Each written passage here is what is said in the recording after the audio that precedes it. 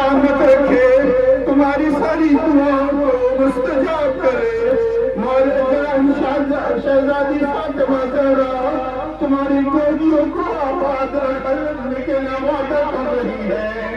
عزاداروں، یہ وہ منظر پیش کیا جاتا ہے جسے مولا کائنات نے نماز شب میں دعا کر کے مانگا تھا۔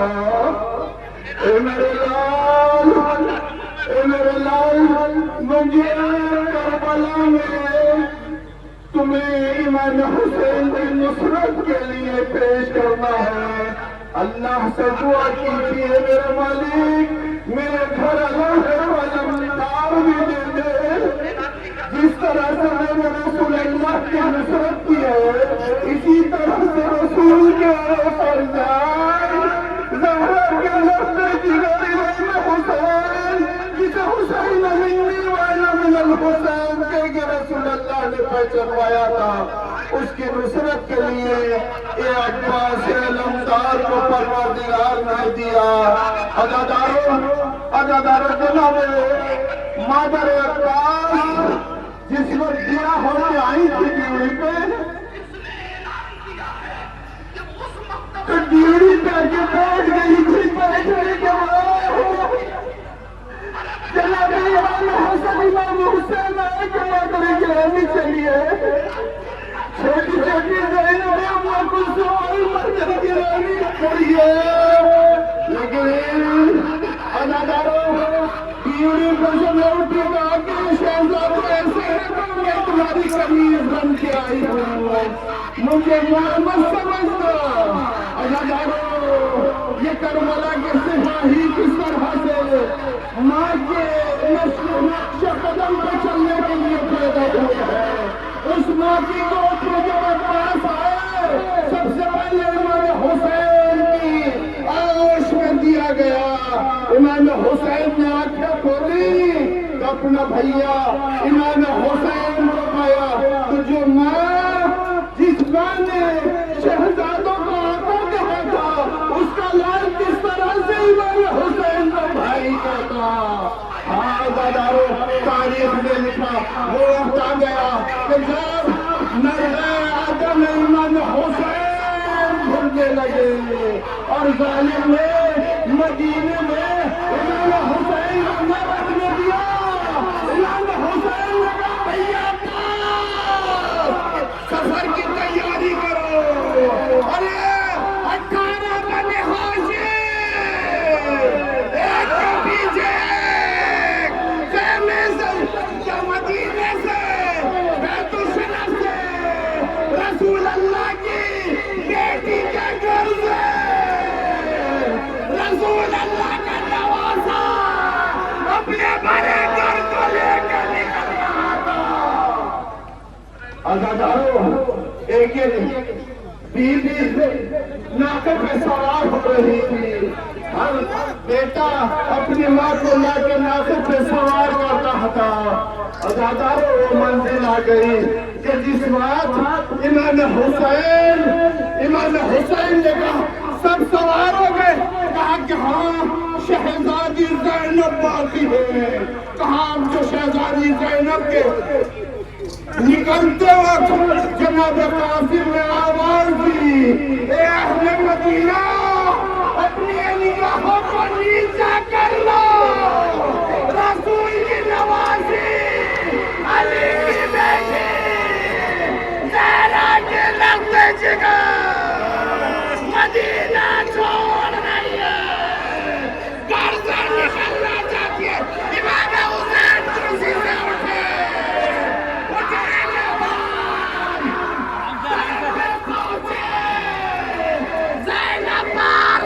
رکھنا چاہتی تھی ام المنین نے اقتباس حسین کا پکڑا، ایک زینب کا پکڑا، عباس سامنے کھڑے تھے، مخاطب ہوئی، بیٹا میں شہزادوں کو تمہیں دے رہی ہوں، بیٹا دودھ نہ بخشوں گی اگر زینب کے سر سے چادر چھین لو۔ عباس عباس نے سر کو جھکایا، آنسو کو بہائے۔ اما وعدہ کرتا ہوں جب تک میرے بازو سلامت رہیں گے، جب تک میرے بازو سلامت رہیں گے، یہ میں اپنے آقا پہ آج راجہ نے دیا۔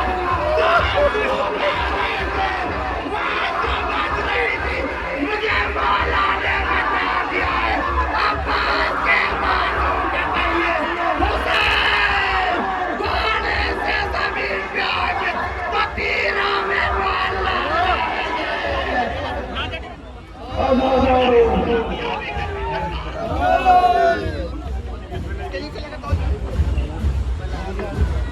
عزاداروں، یہ قافلہ کربلا پہنچا، اور کربلا میں اب وہ وقت ہے جب جنا گیا۔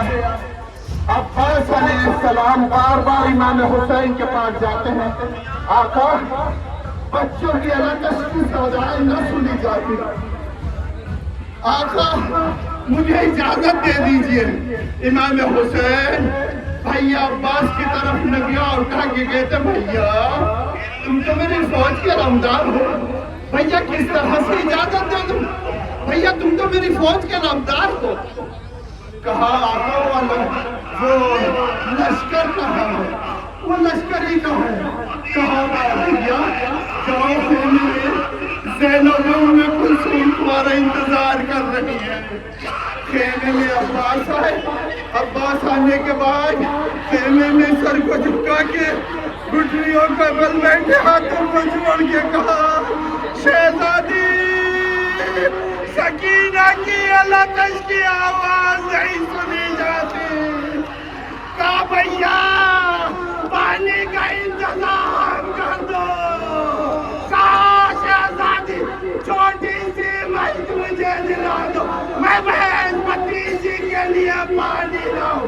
اور امام حسین یہ منظر دیکھ رہے تھے، اب جو زینب نے اپنے غازی کو رخصت کیا، اے میرے بھیا جاؤ خیمے سے رخصت کر رہی تھی زینب، ایک طرف ام کلثوم، ایک طرف زینب کبریٰ نیز میں سے غازی نکل رہے تھے، حسرت سے دیکھ رہی تھی زینب۔